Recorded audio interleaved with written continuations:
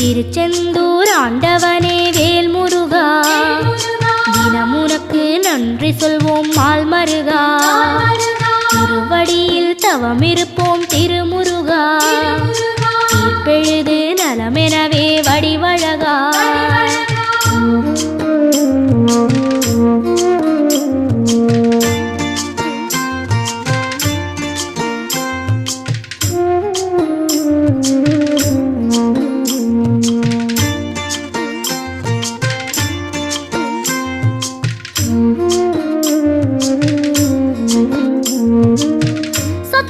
சேர்த்து வைக்க சித்தத்தில இடமும் இல்ல, பத்து ஒண்ணு போடாம பார்த்திடத்தான் வேண்டுகிறேன்.